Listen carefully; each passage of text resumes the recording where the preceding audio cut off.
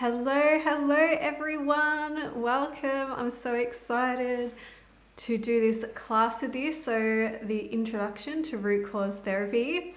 Now, some of you may already be in the root cause therapy training and you're watching, and some of you might be new to the Center for Healing, or you've come across root cause therapy and you want to find out a little bit more, maybe before enrolling or receiving a session from one of our practitioners. So again, hello, very excited to have you here.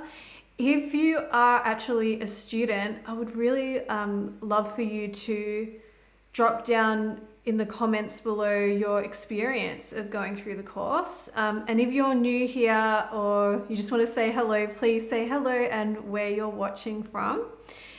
So let's jump into it. Let's jump right into it. So, root cause therapy. So, I'll give you a little bit of a background on it so you can get a bit of an idea of where it came from, the thoughts behind creating the methodology. And I'm going to really break down for you the step-by-step process of basically how trauma is created to how we can heal it and how we can actually get to our clients' root cause of their issues that they're presenting with. So I'm just going to have a little chat to you about the background. So hopefully you guys can see this. So basically this was our second healing center. So we started in 2016, then we expanded to a team of 5. And we were predominantly just delivering root cause therapy. We didn't call it that back then. We didn't have a name for it yet. We had just created the methods and the program between myself and Ryan. And then we would have some extras in between. But that was the basis of our program. So each of us was seeing 10 to 15 clients a week. And yeah, we were like really successful. So we ran that healing center for around 5 years. And prior to that, I had spent a good 2-3 years piecing together what is now called root cause therapy. So Ryan and I kind of started and thought, well, we'll just start, and if we get the results, more people will come. And that's definitely what happened. But then after the 5 years, I got pregnant and ended up having a child, and that made us rethink in terms of how we wanted to structure our lives. And so Ryan said, well, it's time to teach others. And I'm like, okay, I'll start to let it go. And now we actually have trained hundreds of practitioners all over the world. It's actually really incredible at how quickly it's actually spread and how many people are delivering it. And yeah, we just get messages every day from different like counselors, therapists, coaches, people that haven't even studied before. They're like, this is incredible. It's amazing, not only for them, their clients, but also for themselves. So, you know, as someone that helps others, you working on your stuff, you going into your shadows can really create a basis or a container where you can safely hold space for others. So, you know, a part of getting certified is actually receiving healings as well. Because some of the questions that we get asked is, well, I haven't fully healed, or I've still got anxiety and blah, blah, blah. And no one's perfect, and all that amazing life experience that you have can really get you in the place to be able to help people that are looking out for you, that, you know, have experience, have that life experience, and that's invaluable. So what I've learned over this time is that people need someone in therapy or coaching that they feel like they're being guided to their own solutions. They need someone to be a guide for them, not someone just to give them advice or tell them what to do, someone to guide them in their own healing. And so what this does is it empowers them to effortlessly shift key blocks in their life that are stopping them from getting what they want. But you're just helping them do it themselves. That's why it is so empowering.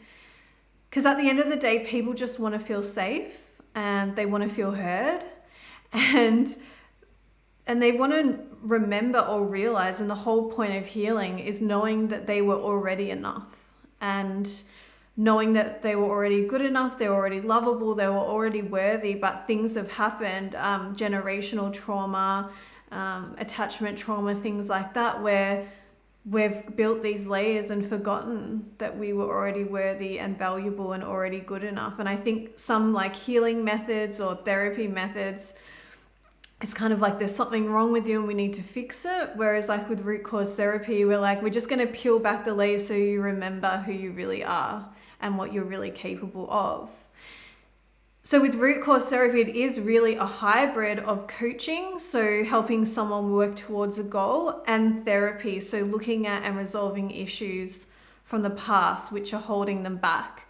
And that's the real beauty of it. And I think a lot of people are like, I'm either going to be a coach or I'm going to be a therapist. But the thing is, when you're coaching someone, you are going to be dealing with their blocks, with their traumas, with their history. And for you to just try and push them and force them to go forward towards their goals, they're going to go into resistance, they're going to go into shutdown. So if you had a tool that can really help with doing therapy or therapeutic healing methods in the past, whilst you've got the goal in mind and working on the goal, it's a really powerful combination that we've got going here. So it's really a hybrid, right? So when parts of our being or our psyche or our client's being or our client's psyches are at war within themselves internally, so it could be they want to do something where they think they would be really good at it, and then the part of them goes, no, you're not good enough. You're not worthy of love. You're not worthy of doing this. And so when we have those conflicting thoughts and feelings, it can block them from overcoming negative patterns for years, and for often people decades. Because it's like, if you're constantly in an internal battle about taking any kind of action or taking a step towards what you want, what happens is our ego will step in and go, I didn't really want to do that, or nah, I'll just do something else. And they stay in their comfort zone, and people stay like that for years and years and decades, right? They're just like, and even though deep down they still want to do it. Deep down, they still want to have their own business. Deep down, they want to get to the next level in their relationship. Deep down, they want to break those patterns, but because of these internal battles and layers, it can be really, really difficult for them. And like I was saying, even if you're helping someone achieve a goal, but they've got these like deep issues that are stopping them from moving forward, then it's going to be really hard for you as a practitioner to help them get results. And for them, obviously it's frustrating, right? As it would be. So what I learned was through my own journey and through hearing of many other people's journeys, because when we had the healing center as a mental health and addiction center, we often got people that have been through the system and didn't get the results that they wanted, and they noticed that we were something alternative. And a lot of these, the mainstream therapies are just working on one level. They're just working on the surface level, which is the thoughts. And some of them go a little bit deeper with the behaviors, but how are we to know where those thoughts and behaviors are coming from when the ego has created a lot of them to protect actually what happened on a deeper level? And we often find that it just isn't enough. And we hear about it now from our qualified students, but we were often told, they're like, everyone needs to do this. I got more out of that than I have in 10 years of therapy. I got more out of that than spending all this money on other stuff in one session. So that's how powerful it is when you start to work on the deeper layers, because it can be frustrating as a therapist when you're trying to work with someone just consciously, because that's only this much of the whole being that you've got in front of you. Honestly, it is. So having a tool where you can really tap into the other layers is really powerful and profound, and you'll see like incredible changes in your clients. So now, the really awesome thing about this is you can work with people online or in person with this therapy, because again, we're just guiding them. So the whole process you can do in person or online. So for the 5 years we did predominantly in person, And then I was really curious, like if we were to move online, would it have the same efficacy? And so when I started to do that, I found that yes, it was exactly the same. So I know a lot of people are working online these days because of, you know what, everything that's changing and everything that's happened in the last few years. So having a flexible tool that you can easily work with people either way, in person or online, is you really need it these days, to be honest. And some people love to work in person because they miss that connection, right? Like even me speaking to you online, like it's okay, but there's nothing like in person. So that you can do that as well. There's a possibility for that as well. And just as a side note, if you do go ahead with the practitioner training, we give you, because when we were at the center, we created systems, processes, procedures. We nearly set it up to create a franchise. So you actually get all of that business advice and structure and how to do like your marketing and everything like that included in this course. Like you get it with it, because to me, I'm like, you can learn the most amazing tools, but if you don't know how to like get it out there, share it with people and actually get people working with you, then you're not going to create the change in the world and make the dent in the universe that your heart desires, that your soul is calling you to. So we've included that as well. So I'm really excited. So a lot of students that have signed up with us, they've gone, this is the missing link that I've been looking for. This is the key that's been missing. I knew there was something was off when I've been working with people. So for healers, coaches, practitioners, counselors, psychologists, there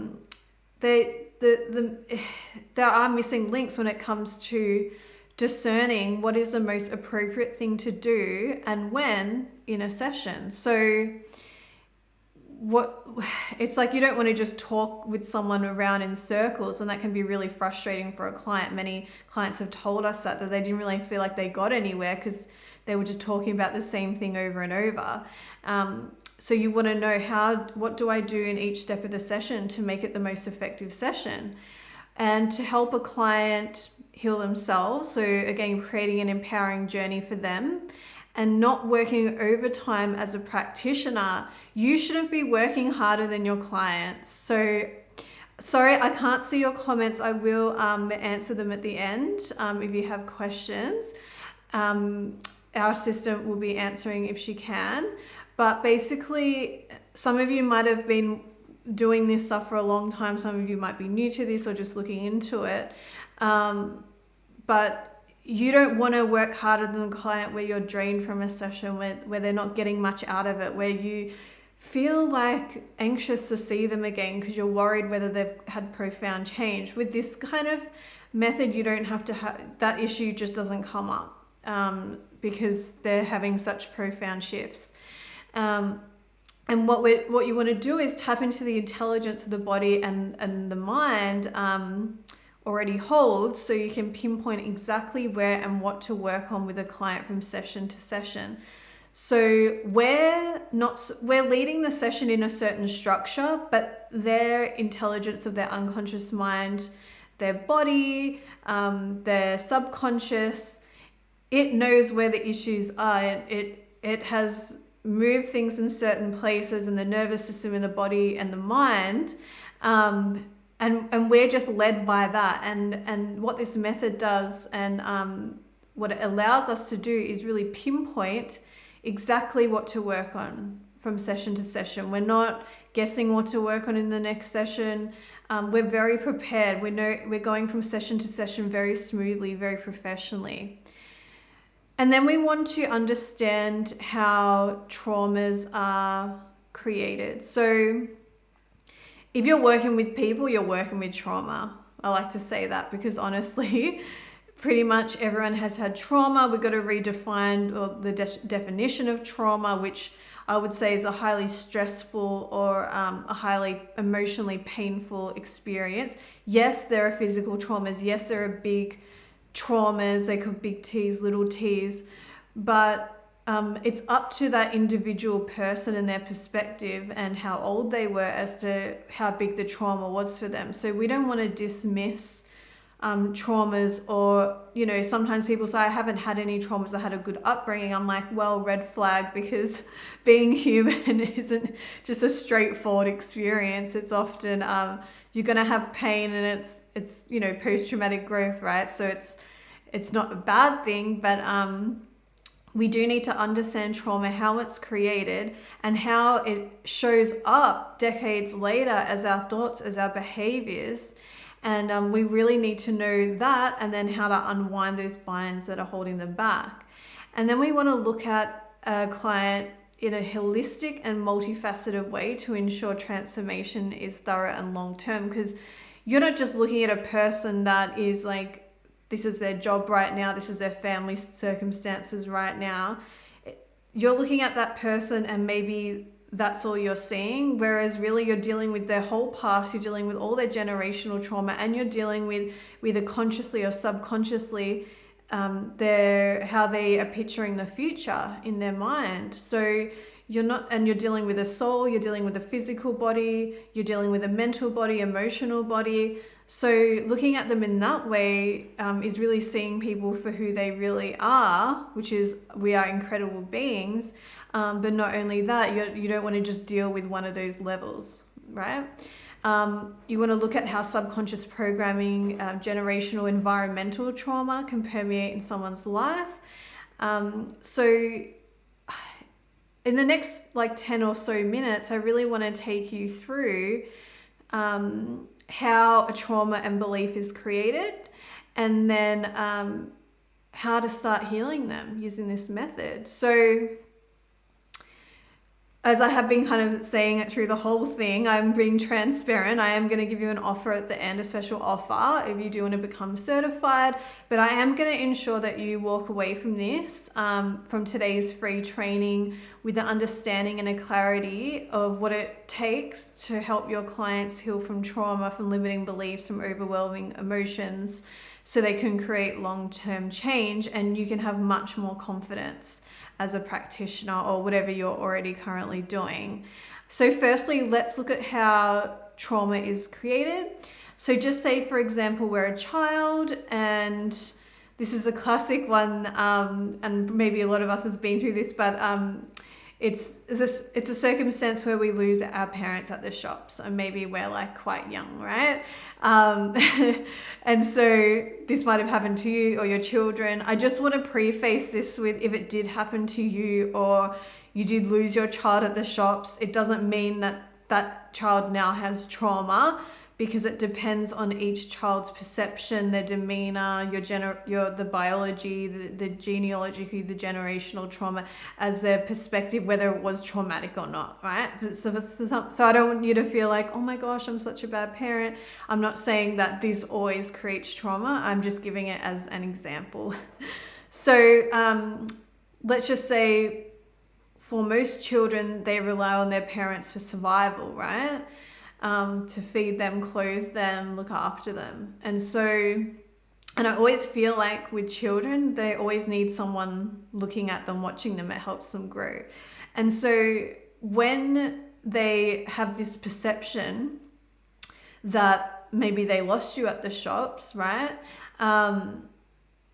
Then what happens is the old parts of us, it's millions and millions of years old, that is the evolution from being an animal. If we're disconnected from our prime caregiver, we're going into fight and flight. We're like, okay, I might not survive here, and this is the nervous system reaction, right? So it's those old primal animalistic reactions will kick in.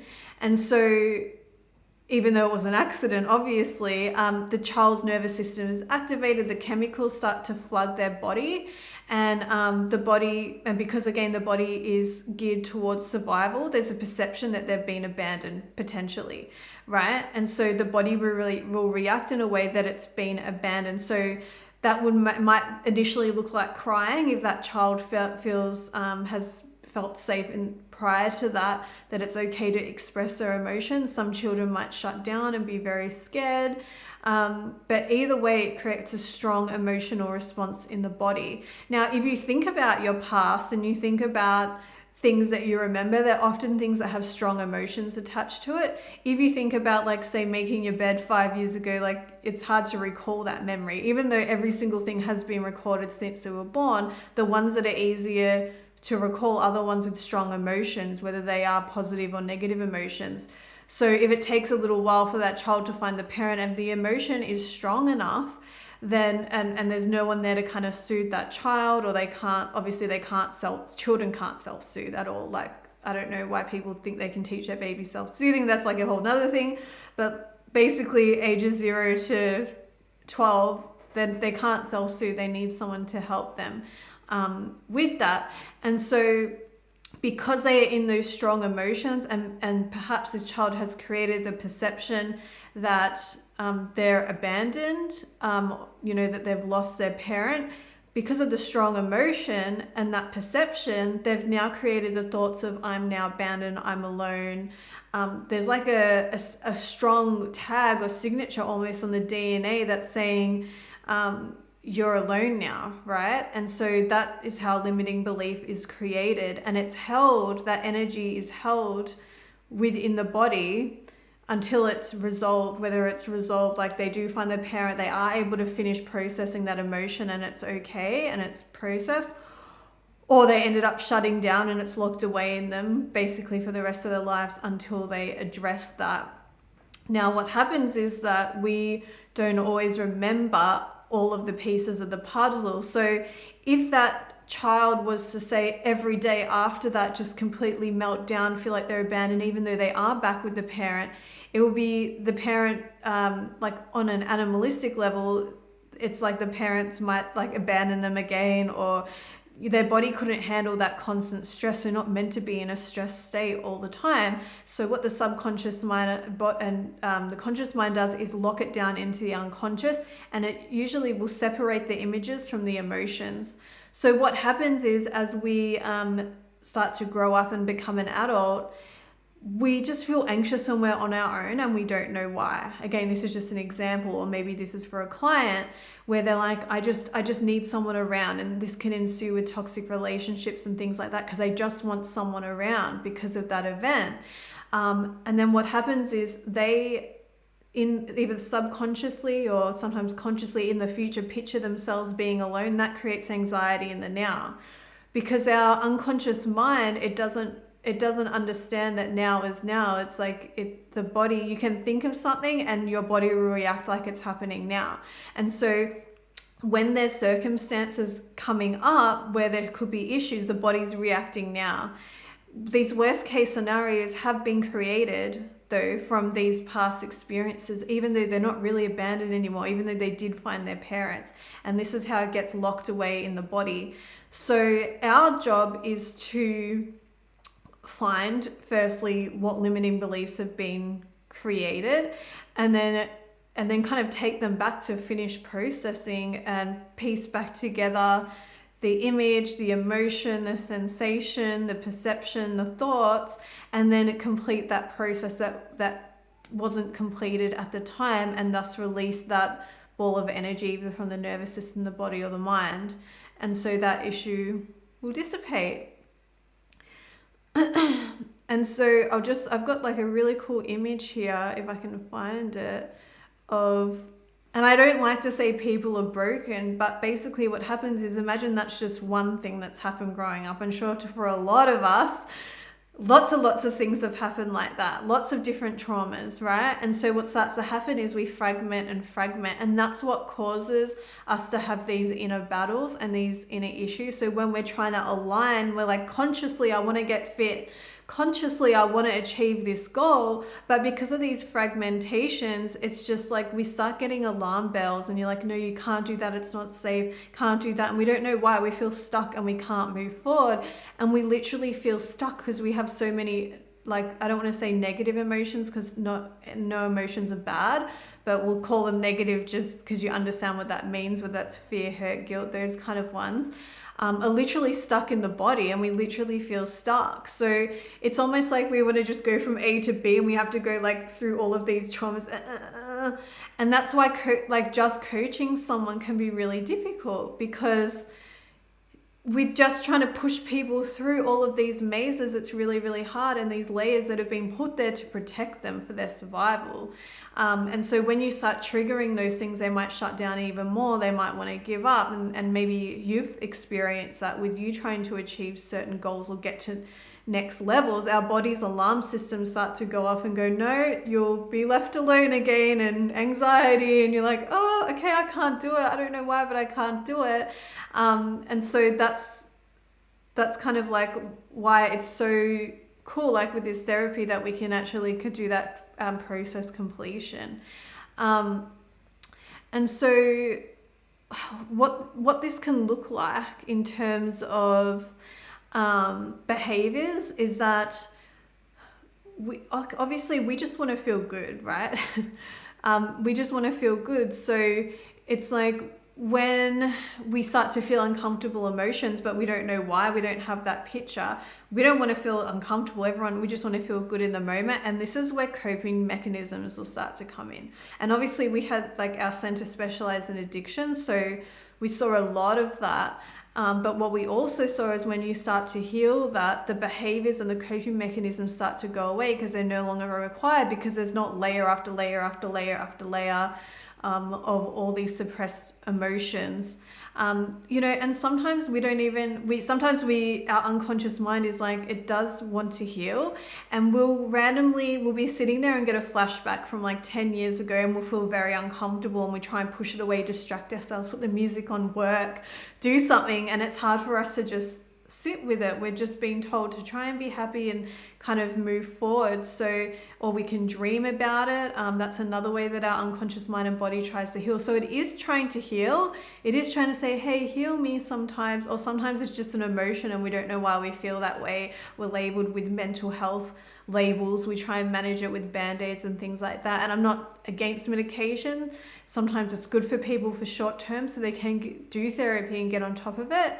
But I think for a long-term strategy, it's probably not the best idea when they can do something like this, when something like this is available. So coping mechanisms can look like, emotional eating, drinking alcohol excessively, going to relationships with people that make us feel alone. So that's the other thing that's really annoying, is that our unconscious mind will feel really drawn to people that have red flags that might make us feel alone, like with the example of being left alone, because it's trying to recreate it so we can finally overcome it.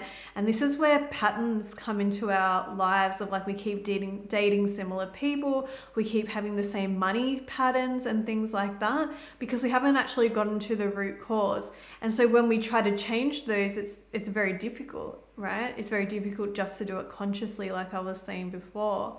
And one of the main frustrations that we feel is not knowing why. But I've definitely had people come to see us and they knew why. Like they've gone through psychology, or they were a psychologist or whatever. They're like, I know exactly why I'm doing A, B, and C, but I just can't shift it, right? This is where root cause therapy comes in. It's like we can actually take them. It's really empowering for them because we're just guiding them to heal themselves, to actually take the wisdom that they have now to that version of themselves that needs that wisdom and to complete it. And they can actually shift that and get out of that frustration. That's why being a root cause therapist is invaluable in terms of, you getting clients and referrals and things like that. So, like I said, the emotions attract information in the body to keep us safe in the moment, whether that looks like freeze, fawn, fight. Yeah, I can say that. So this is what happens in the animal kingdom as well. So to ensure survival,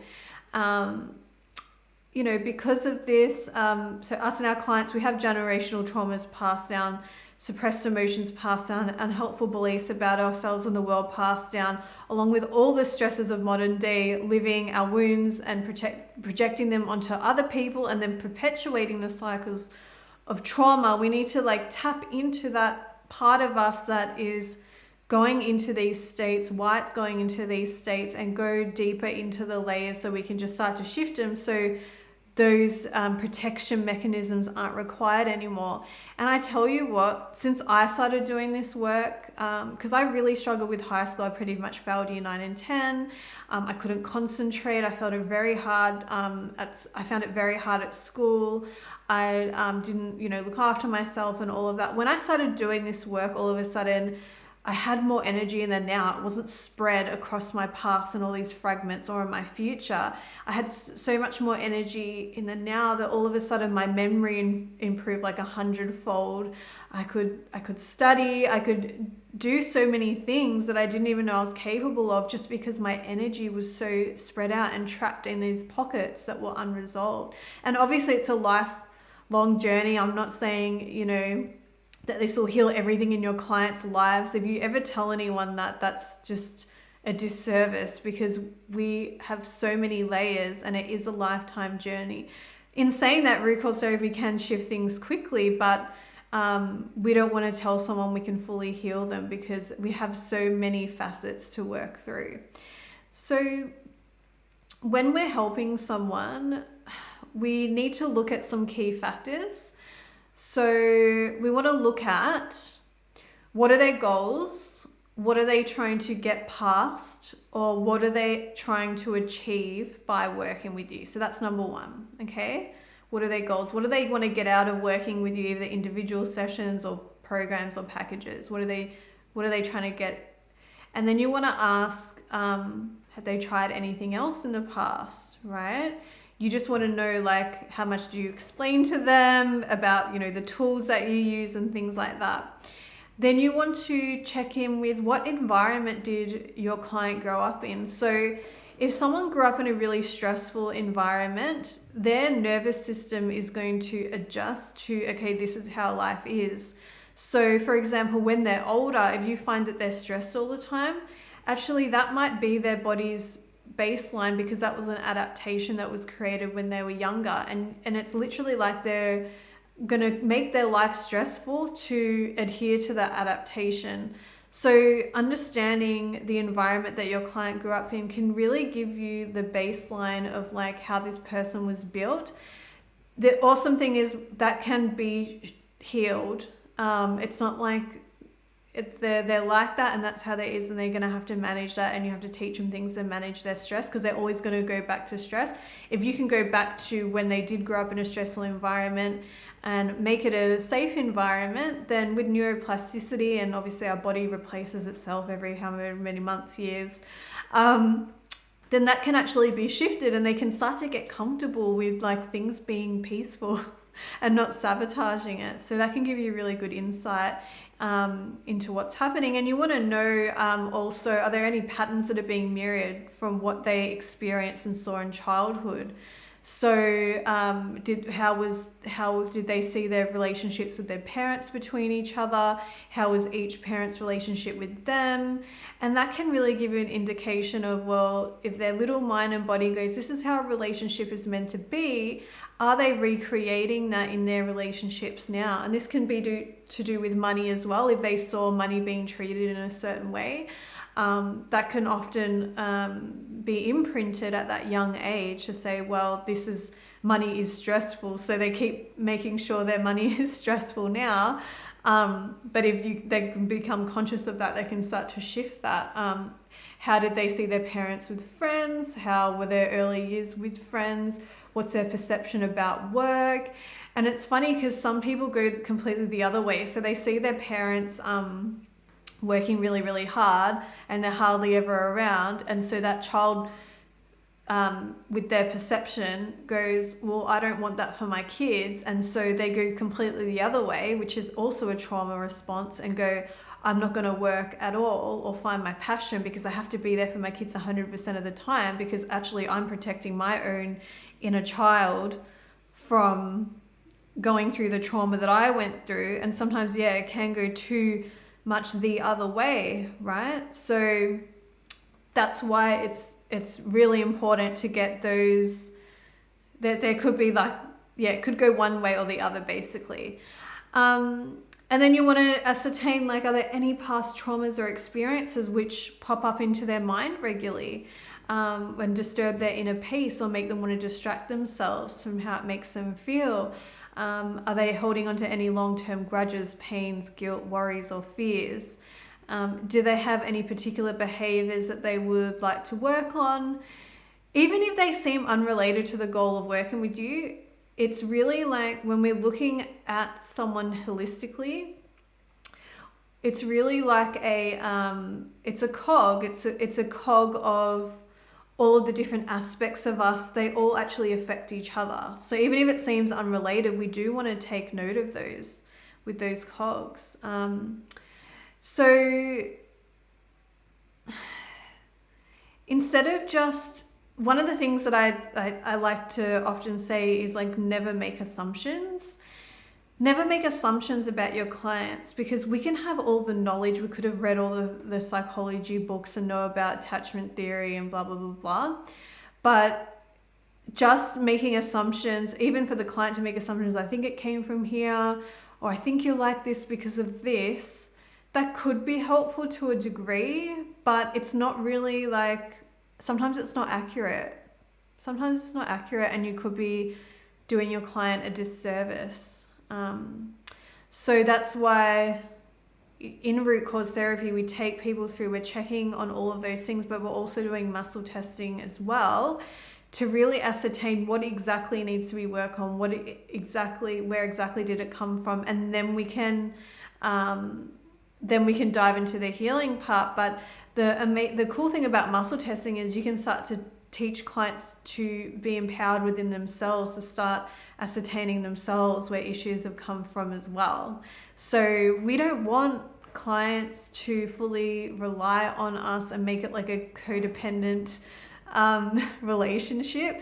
We want people to come to us when they feel like they need to, or like ongoing if they want to, but we don't want them to feel like we're the only one they can go to. We want to give them tools. We want to empower them. We want them to know that they are the expert in their lives. We're just helping guide them a little bit to find what they need to find to start shifting things. So whilst we're looking at oops, sorry guys, I jumped ahead there. So whilst we're looking at like all those different aspects, well, we want to really think about their future as well. So a part of working with someone, we do ask them about what they want in the future. What do they feel like is blocking them now? What are their goals? And we really want them to be able to express to us what they feel like is in the way, but we want to get excited with them and be really supportive of their goals. And that's where like the coaching aspect comes in. Now, I don't have the testing sheet on the screen right now because I didn't organize that, sorry. But basically with the structure that we use, I created that out of frustration and basically innovation, because when I initially studied, I was like, here is a bunch of tools. Here you can use this tool, that tool, this tool. Here's things you can teach your client. Here's things that you can ask them. But there was no set way to run a session. And there was no set, where is the structure? So I had to create my own.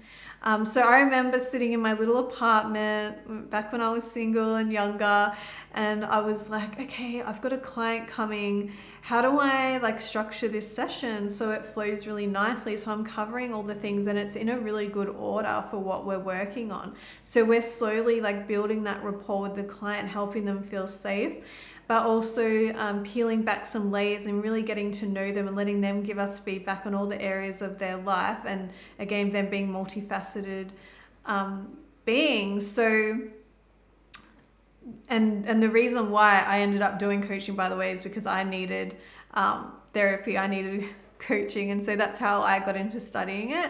I don't know if it's like a classic story. Some people are just, therapists and healers for when they're born, but for me it definitely came from me overcoming my issue. But I had addictions, toxic relationships, I had money issues, like so many issues, and I really just thought I could just like push the past away and tomorrow's a new day. But I kept trying to do that, and I just kept trying to do that, and I'm like, I'm not moving forward, and I keep getting into these patterns, and it gets worse and worse, and like, why? And then that's when I started to learn things like my thoughts are not real, they're not me. And when I started to dive into my shadows, into my past, I'm like, oh, that's why I do that. That's why I do that. That's why I do that. And that allowed me to obviously overcome them quite quickly. So yeah, I had to sit there and map out like how to run a session really effectively, and I had to think really deeply about what should go where, when is best for questions to be asked, which tools should I implement for the best results. And I just have to say, and if any of you are therapists or counselors or whatever, and you have a structure, like ignore this, but I am in mainstream therapy groups, and I do see so many therapists that have gone to uni for years and now they're qualified, and they're like, how do I structure and run a session? And I'm just like, what? How have you not learned that? Like how are they not teaching you that? And so that's why I'm like, that really, when I see that, I'm just like, I'm so glad that I'm able to share this with people, so they know like how to run a session. There's no questions, there's no going into $100,000 of debt and then not knowing how to run a session, right? So so again, if you're a therapist and you have a set structure, or you've studied something and they give you one, like, I apologize. I'm not trying to ruffle any feathers. It's just my perception of what I've seen. So now that we have all this information from our client, we literally have a snapshot of all the working parts of this client's unconscious, subconscious, and conscious mind. And also physical, we do touch on physical, because I find a lot of physical issues start to go when we start to do the emotional releasing work. I've had people that haven't had to go to surgery, their back pain's gone, neck pain's gone, and I obviously when my students hand in everything for assessment, I can see people's pain just reducing, gone, which is like incredible, because we're not taught that in mainstream. Again, your physical's separate, your emotions are separate, but actually they're one of the same, and they're all intertwined, and it's our physical body expressing what we've not processed. If there's enough, it can't handle it. So yeah, it's all the contributing factors we want to look at it, and the reason why they come to see you.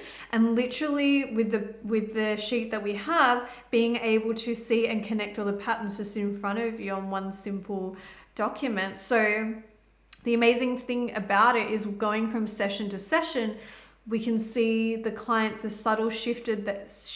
They can see the subtle shifts. You can see exactly what to work on in each session. You can see the exact drastic changes, because this stuff isn't tangible, so we've got to have some data to make it tangible. So it's like, I think I feel better, I think I feel worse. Like, we can have these really, this data set out for ourselves and our clients. So it's really invaluable as a practitioner to have that. And when you have your next session with your client, you've got those simple notes and the things to transfer from the following session. So a client doesn't have to repeat themselves or go in circles over and over again. You're just moving really smoothly from one session to the other. You're not overworking on things and things like that, people get annoyed, right? When you do that. So yeah, the sheet, the test, we call it the testing sheet that we provide with the framework. And obviously we update it all the time as we grow, as we keep innovating and improving the method. The awesome thing is that the framework can include whatever you specialize in. So I actually have, we specialize in mental health and addiction, but you can specialize in different areas using that exact same framework, and you can really pull through your wisdom and intuition through that framework as well, but in a structured way. So what I've done is, in the course, is that I've got special protocols. So you've got the main course, but then you've got protocols where if you do want to specialize in a certain area, or you do have a client that's presenting with a certain issue, I've made a literal PDF sheet of step-by-step what you do from sign up, from their intake form, all the way through the session, in between sessions. So here we've got the depression relief protocol, sleep issue protocol, anxiety protocol, brain fog protocol, addiction recovery protocol, migraine headache protocol, sexual trauma protocol, healthy weight protocol, that is coming. and working with children protocol, which is in level 2, which you get an option to upgrade at checkout. The reason why the healthy weight one is coming soon is I don't release these protocols until I see them work for multiple clients, and I've embodied it as well, so I'm very, very certain. So over the last few years, I'll slowly release more and more and update these ones as well, but I make sure that I've actually seen results. I don't just make them up on the fly, you know what I mean? Like I've seen results with clients over and over again. So whether you're a generalist or a specialist, or you're already helping people who need assistance in those areas, I show you exactly what to do and what to look out for with very comprehensive videos, and like I said, those step-by-step guide sheets that you can just print out, have it ready before a session, or just go into it before you're seeing your client, get to know it really, or go, okay, this is what I need to look out for specifically for anxiety. These are the custom beliefs that we can work on. This is what I need to look out for in their future and things like that. And specific things, that resources you can give them and tools for in between sessions, etc. So one of the main approaches that we have, one of the main I guess the underlying thought that we have underneath root cause therapy is helping people with their emotions, right? So it's more than emotional intelligence. It's also I don't want to cover my face too much here. I actually will make this a bit bigger so you can all see. So this is Dr. Hawkins' scale of consciousness. So one of the main aspects we have with helping people is to understand that our emotions are the biggest drivers of behaviors, right? So when we're trying to, like as a human, we're always trying to just feel good, right? And we're always trying to get up into the top of the scale here. Hopefully you guys can see it in this blue area. So we've got courage, neutrality, acceptance, reason, love, joy, peace, enlightenment. Whatever we do, we're just trying to feel good and go up there. That's why we have a partner, we get a job, we have kids, blah, blah, blah, right? So at the end of the day, we're just trying to be peaceful and happy in any way that we can. But just like how I explained how trauma works earlier in this class, emotions can get trapped in our bodies along with the stories from that time, and the idea for the subconscious is to keep us safe from reliving them because we haven't fully completed the processing of it. But at the same time, they do act like a poison, right? And at the center, we did help people with even the most serious addiction. So we did specialize in ice addiction at the center. One of the major breakthroughs that I had in creating this methodology was coming across this scale and the lecture by Dr. Hawkins, who created it, about addictions, and about if you go and you look at the lower part, all of these suppressed emotions in the yellow part, so the shame, the guilt, the apathy, the grief, and how we look at life and how we look at ourselves and the emotions that are surrounding that. I mean, we don't want to feel that way because, like I said, we just want to feel good. So if there is a way to actually release these old emotions, our baseline, so we all have an average baseline, it can change at different stages in our life. But our baseline can naturally move up. And what would happen is when we had clients, their baseline would move up to say here, whereas before it was here. So what would happen is they're down here and they're doing some kind of behavior addiction, right? And what it did, it momentarily would take them up to here. But again, they would crash and they would have to use again or do the behavior again to get back up there. It's not long term. But whatever was keeping them back down here as their baseline, if we start to release these methodically, then their baseline will go up. And what happens is sometimes they would try the drug again or they would try the behavior again, and it would actually pull them down instead of up because it only took them up so far. And they're like, I hate this, I don't want to do it again. And they would naturally stop using without us having to have abstinence, use their willpower, all of that stuff. That wasn't required because they naturally stopped. And this can be any behavior. This can be where we like hit glass ceilings with our income, in our relationships.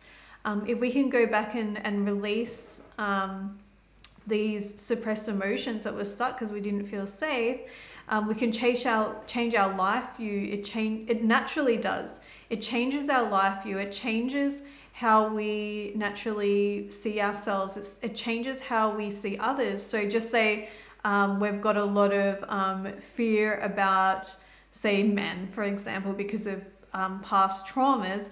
Every time we see a man, secretly in our head, we're like, oh, they're not trustworthy, they're like this. Whereas they could be the most beautiful man in the world. But because you've got those perceptions and those layers from that baseline, well, you're just not going to see that. But once you start healing it, it doesn't make you like love everyone. You're going to have discernment, right? But what it does is that actually you get stronger boundaries because you start loving yourself so much more, that you actually are really, I love myself so much. I'm going to be very protective about who I let into my life. And it really changes things in that way as well.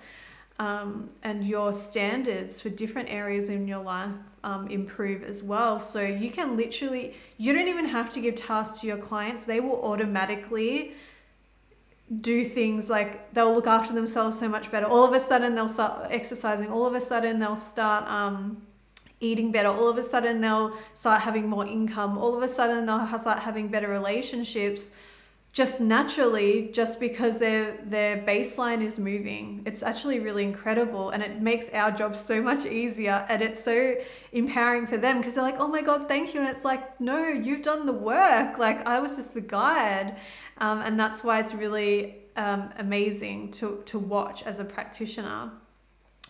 So once we can help clients to dive in and really start to shift these emotions, not just the emotions that we feel in the now, but the ones that have been locked away, the ones that are driving our behaviors, and the stories and behaviors that have been locked away with it, like data, held in the emotional, I see them as almost like emotional bubbles, that some are activated, some aren't, at different triggers or stages in our lives. We can start to shift and release the level of belief and the thinking and the stories, basically. So again, that's why we're very focused on emotions, because I think it's such a huge piece that's missing with normal therapy and coaching. Actually, I was going to call it emotions focused therapy and emotional healing therapy, but Ryan said I've got to call it root cause therapy, because he's like, because that's what we say, like, as a part of one of the scripts. So that's a bit of the background on the name, but it is really focused on helping people shift their emotions. So I'll take you through, like, quickly through the process of how a session works, what it looks like, and how we can effectively help our clients to shift. So firstly, you want to get them to complete your intake form and waiver, and this helps you prepare for the session. Some people do like a free chat or consultation just to get to, like, so they can decide whether they want to work with you, and then you want to work with them, and it would be a good fit. And you can take some notes then, but also in the intake form, you're getting just a bit more information so you can be more prepared for working with them. By the way, we do offer all of these documents in the training. We've got at the business training practice in a box where you can put your logos on everything, and it's essentially like a franchise. So like I said, you want to get their background, and then, like we mentioned earlier in the training, and then we're going to go through the testing sheet that I was talking about, and then we need to really look at the different levels of the mind. So that's why we're using the testing sheet. We're not just working with them in the now with their conscious mind, what's happening now. We're working with this multifaceted being, like we really are. So if we just access the conscious mind through talking, then what's going to happen is, and the reason I've got this picture here, is you're going to come up against their ego, right? Because their ego is a protection mechanism so they don't feel that pain again, right? So these, I like to call them egoic barriers, right? Because people are just trying to feel okay. They're just trying to feel safe. We need to understand that. It's nothing against you or them not wanting to get the results. It's literally safety barriers, right? To protect the pain. And what's going to happen is they might get a bit defensive, or they might get weary, they might want to give up, they might be annoyed with you, whatever, if all they're doing is just talking about the emotions. Like the amount of people like, oh, how do you feel? How do you feel? Like some people are just like, stop asking me that. I feel crap, okay? So that's why we like to access it through the body where the emotions are. We're seeing if there's any physical issues emerging. We're seeing if there's any, actual like diseases, things going on that could actually have a story within themselves of what they're trying onto. We're checking their mind clutter, the things that disturb them in their mind each day, the behaviors that are annoying them, the decisions that they're making that they don't want to make. So basically when you get all that information, then you're going to get someone into a nice and relaxed state. Okay, so you go through the sheet, then we're going to start tapping into the subconscious, unconscious mind, basically their memory database. So if I just asked you don't even need to close your eyes, just recall something that you did last week, something that you did a year ago with your child or your partner. Most of you are able to recall memories. We do have this this time frame in our mind. We know things are in the past, things are in the future. Obviously, people with actual physical brain issues, they might have difficulty with this. I'm just talking about like your atypical kind of person. But we're just asking them just to tap into their database. If the client's unconscious mind and body knows their trauma, or the trapped emotion can finally be released in that session with you, it gets really excited, and it will show them straight away. The way that we have the script, it will just be like, yes. It's like, I just feel this excitement from their mind going, yes, finally we can resolve this. So it's really easy, and we can help them go through that completion process. And like I said, their mind will be really excited to let you in, knowing that it's actually going to heal. And then there are a few things we can do if they're not feeling quite safe to do that yet, or you can work on like lighter things. But it really does, it automatically will tell the client's still conscious and fully awake. They're still in charge of the process. Again, you're just guiding them. They can still talk to you normally, everything like that. So again, the client's just hearing themselves. We're just guiding them, and we're taking them essentially to where the mind knows where the trauma or the painful event or where the issue started. Sometimes it's not even a painful event. Sometimes it's just like a really strong like decision that someone made. Like, for example, we would have people like, they want to stop using drugs, and when we took them back asking for the root cause of their usage, it was like a really positive event. And it was like, because I felt like really good. And sometimes we have to heal those events. So it's not always painful events. It's whatever the brain goes, how did I feel really good last time? Even if it's detrimental to their life, it might be like eating a whole box of Tim Tams, a whole thing of ice cream. It might be spending all their money, spending all their pay at the end of that week, because of that dopamine, because of the memory recall. So sometimes we have to go back and heal those positive ones, associations as well. So with each event, the emotions build on top of each other, and that's why people end up having outbursts, breakdowns, going to depression, because it's literally like my body cannot take anymore because this keeps happening, and then the emotions keep layering these like similar patterns and circumstances. And I want you to keep in mind when people do act out like a child, when they have an outburst, it's actually because their inner child has probably been triggered. It's actually because something has been triggered, and it's literally something that happened when they were 3, and they are literally acting like a toddler because that pain goes that far back. And so when you're trauma informed like that, even not just with clients, just in your life in general, you can really hold space for people like that. And, and if they ask, or they give you permission, or they ask you to help them, you can kind of say like, what happened to you around that age? Like, instead of going, oh, you're acting like a child. Like, so it's a much nicer way to be a human, when you can see past people's behaviors and kind of like have compassion, instead of being reactive back to them and just perpetuating trauma in our communities. So then we go and help the client complete the emotional process that wasn't completed. So for some reason, like the example of losing your parent at the shops, the emotion like was stopped. It wasn't safe to express it. There was like a shutdown response happening. So we need to like complete that process. So we take them through like a really gentle, well, sometimes not gentle, but like a breath work to help them complete. And sometimes it's one emotion, sometimes it's 6. Again, we're just working with the client to help them release it. And what that does is it's like, you know, when you're really emotional, it's hard to make a really good decision. So I'm just going to have some water. I'm just a little bit parched. You know, like, yeah, when you're emotional and the decisions that you make, you often regret them. This is the same as that, but they're just buried in us and cause us to have these personalities that we have. So when you release the emotion and you're in a peaceful state, then you can see it for what it really is. And you can, and like I said, the emotions that are holding that information, the thoughts, the limiting beliefs and things like that, they are able to go. When I was originally trained in NLP and things like that, we were taught to reframe. We were taught to reframe someone, and that's in coaching, we're taught to do that as well. So when you're coaching someone, we're taught, let's reframe, get them to see it from a different perspective. But that's really dangerous. I tried that and I didn't feel anything for 6 months. I had blocked it, I had disconnected from my body.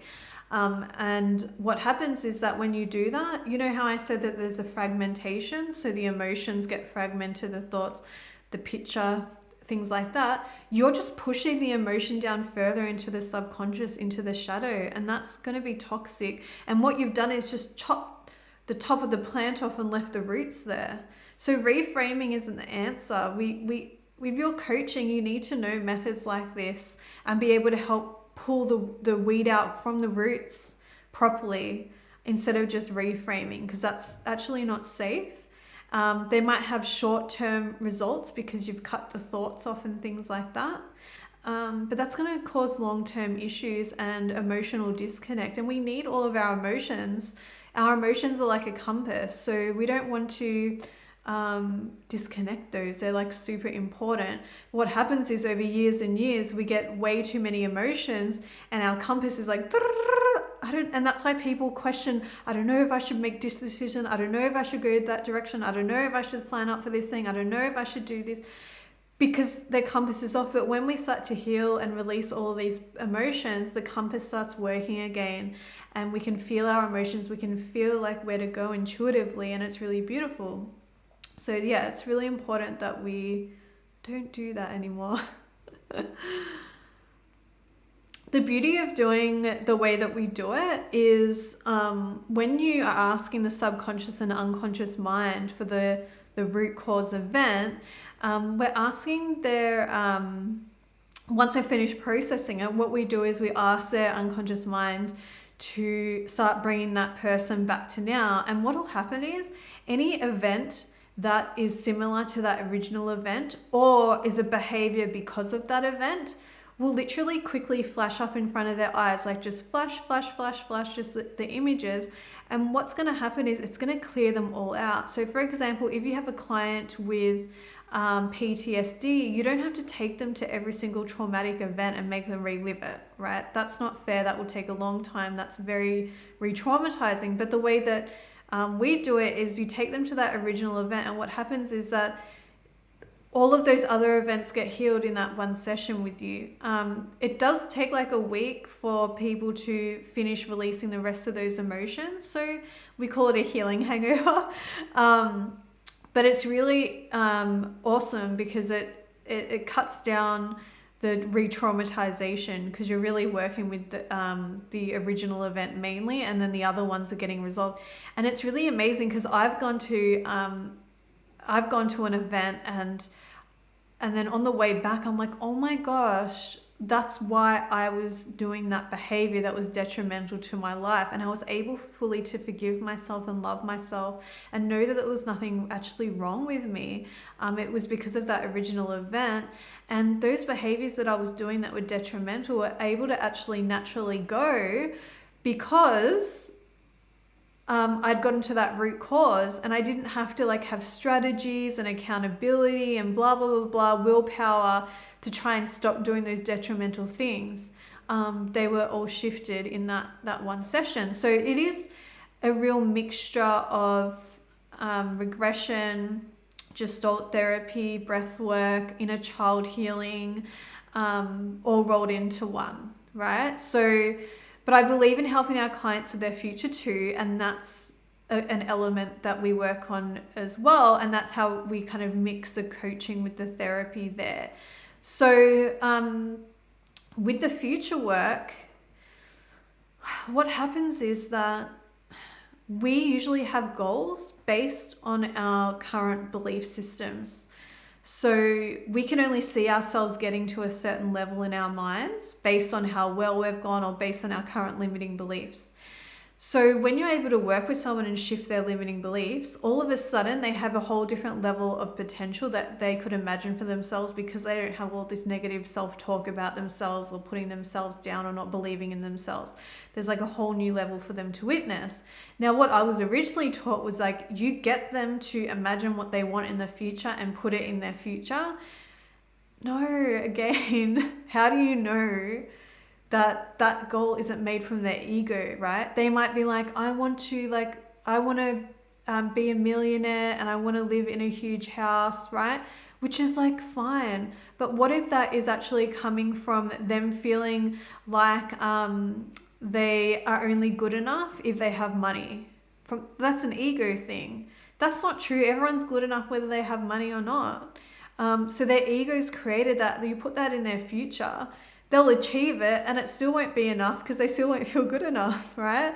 And so what we do is go, let's ask the intuition, let's tap into the third eye and ask, what does this client need to see for them to be, what does this client's soul want them to see for them to be on their highest level, highest potential, highest timeline for them to be on path? Because consciously and from their ego, they might think they want one thing because that's what other people want them to do, and then they'll get their love again. It's an ego thing. Or what is it that their soul says they're here for? Like, what is their purpose, or what path should they be on that's right for them? And that allows us to get our opinions out of the way, because they're not always right, because we're projecting all of our past stuff and we don't want to like put that in our clients' heads. We want their soul to reveal to them what is best for them. So that is an element that we do as well. And on the flip side of that, some people have like negative goals in their future and they're working their way towards that. So being able for them to see a positive goal instead of a negative goal, they'll obviously stop sabotaging and things like that. And on a third point, I've had clients that have never felt love, like they didn't have the proper attachment from when they were born. They didn't feel loved by their family, for example, and then they became like alcoholics, heroin, whatever, because they're just trying to feel that emotion, and the drug gives them that, but obviously it wears away. And so I've taken people like into their future and they felt that for the first time, and they just have tears rolling down their face, realizing that that was always available in them and they don't need that drug anymore. And if they can work towards that and get advice from that future version of them of how specifically they can get there, right? Again, not our opinions, okay? No assumptions. Yeah, sorry, I'll just take a breather. A little bit ranty. So I'm going to kind of teach you something a little bit different to what is taught in the mainstream, I guess, with CBD and those kind of tools that psychologists are taught. They're taught that you have a thought and then it creates a behavior. So you've got to tackle the thoughts, you've got to reframe your thoughts. When actually your body is going to have a perception of whether it's safe or not when something happens, either when you're little or when you're older. It's constantly scanning. Our bodies are primed to scan other people in our environment to see if we're safe or not. I mean, that's like the base of it, right? It does it all day long, okay? Even if you don't consciously want to scan people around you, it's often doing it. And sometimes when you get weird vibes from people, you don't feel safe, things like that, okay? So it's doing that. And then what happens is our body releases the emotion, because the body knows first, okay? It's releasing a chemical signal. Do I feel good about this, bad about this, right? And then it expresses in the emotion, so we can go, okay, yeah, I feel good, I feel bad. Like, well, now we're labeling it. If it's a strong negative emotion, then our body wants to store that information for future survival and go, okay, don't hang around people like that. Don't be in this situation where you're walking near the cliff because that's scary, blah, blah, blah. But also in childhood. So it'll store information like it's not safe to speak my truth around adults because when I have done that, I got bashed up or whatever, right? So that's a terrible example, and I hope that hasn't triggered anyone. I'm so sorry. But that information that we get then creates the thoughts, okay? And the thoughts come out of that, and the thoughts are popping out of our subconscious into our consciousness, right? Then those create the behavior, the combinations of the emotions and the thoughts. So just for example, just say you think of something weird like, oh, I'm going to make muffins today, right? If you have that thought, I want to make muffins today, but you're not really excited about it, then you're like, oh, I can't really be bothered, so I'll just have something else, right? But if you have a really strong positive emotion come up and go, oh my God, and your body's like, remember the last time you made them? Oh my God. And it's a really strong emotion, your body's going to move, and that's a behavior, and you're going to take action with a strong emotion. Right? The same as like when you are annoyed with someone, but you just have a little bit of emotion like, oh my God, that's slightly annoying. If it triggers something and you've got a lot of emotion, you'll generally like attack them, message them, do something detrimental to them. Later, you're like, oh my God, why did I do that? But the emotion has driven that behavior. So that's why I'm so passionate about emotions, guys. So we get these little flashbacks, the triggers, but we go about our days anyway. And basically a lot of our day is doing behaviors that help us to feel safe and to avoid pain. But avoiding pain isn't always good. We're just ignoring it most of the time. That's why positive thinking and that life coaching stuff isn't always helpful. Like just think positive, like it's just, why would I want to think positive if something actually needs to change in my life, right? Like if I can address this, or if it can be a trigger for me to actually dive in and learn something about myself and shift something in myself, then I don't want to reframe that, right?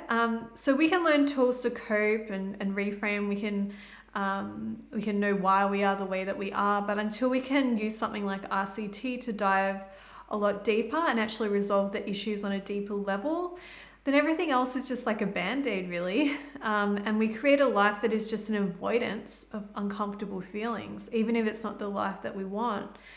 So rather than embracing or just settling, go for post-traumatic growth, right?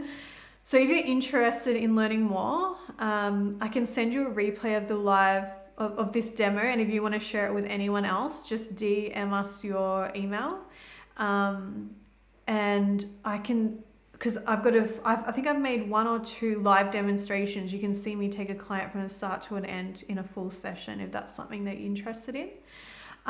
When it comes to actually being certified, and I know there are a few of you that are already watching, that are already certified or already learning, please drop your experience below so that other people that are watching can, get your perspective on how you found the course or delivering it. And I guess so others can feel safe in knowing that it's a good investment.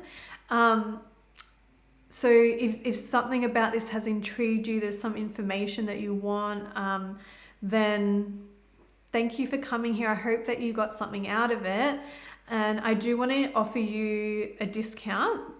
So this course, like, it might not be for you, but if it's for you, and you're someone that you want to feel confident in sessions, you want to feel confident with trauma, working with trauma, or if you're just interested in your own personal development, because we do tell students to swap sessions as a part of your assessment to get certified. So it is a healing journey for you too, and a lot will unravel for you too.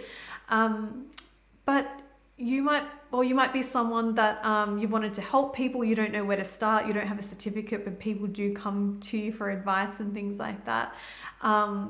Or if you have been doing some kind of therapy coaching for a long time, but you feel like there is that missing piece, then you can definitely jump in. So I'm going to offer you 40% off. Hopefully, Amy, you've dropped the link below. If people want to click that, you can get 40% off. I am offering this literally until the end of this month, and then the price will go up. Not just to the price that's showing, we're actually increasing the prices of all of our courses from March. So if you want to jump in, you'll probably save $1,000 or $2,000 if you jump in before the end of this month. So it includes, like, once you're qualified, you go on our practitioner directory where people can find you, you get the business training, the marketing training. You also get lifetime access, you get our support. It's all self-paced, but people normally finish this one in 2 to 3 months. You get the amazing supportive community. Like, every day it blows me away of, like, the community is so beautiful and supportive of each other. And yeah, I'm active in there every single day, and you can ask questions under each lesson. We're trying to include everything that, like, you need to start and run your healing business. There are options if you want to add things on later, but like with this one-off price, you get everything that you need.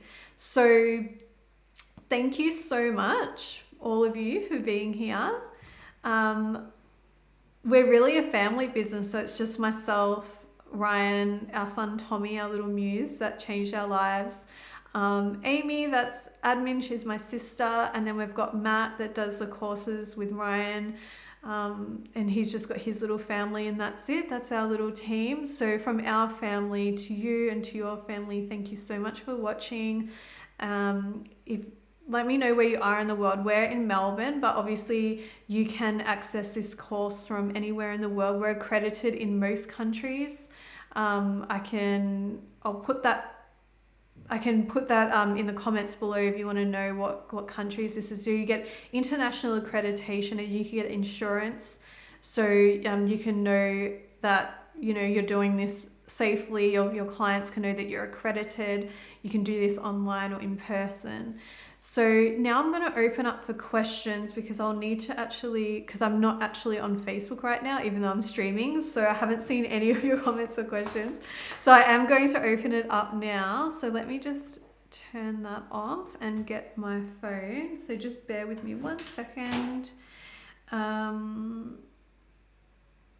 me just find it.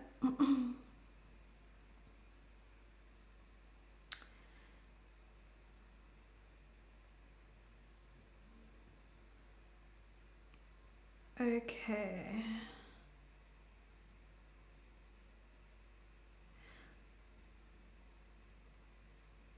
Okay, I'm scrolling up. Here we go. I'd like to know how this goes with no prior experience qualifications in psychology or counseling, personal trauma.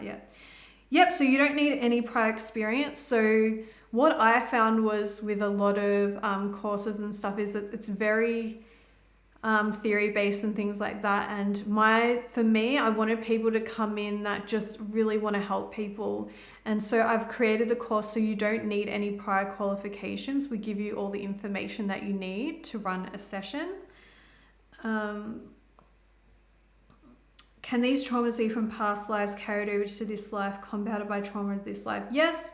So this therapy, depending where the root cause is, we don't just go to a past life for fun, or generational, or some people think their minds just make it up. It doesn't matter as long as it's healing them, right? But it does go to past lives and generational and in the womb. So from about 3-4 months in the womb to now, past lives, generationals, that the root cause could be anywhere. And the client's subconscious will tell them, like a computer, it will tell them it was past life, genealogical, before birth, like in the womb or after birth, and then it will pinpoint how many lives ago, how many generations ago, how many months in the womb, or how old they were after birth. And yeah, it can definitely be compounded. Okay. Chantel, don't worry. You'll get the replay. I'll make sure. If you can just PM us or DM us your email address, I'll make sure you get that replay, or you can just watch this again. I'll leave this in the group. Susanna, I found the course to be wonderful so far. Motivating. Yay, thank you. All right, cool. Any other questions, guys, while I'm here? Otherwise, if you're watching the replay and you have questions, you can still pop them in the comments and I'll come back into the group and I can answer them.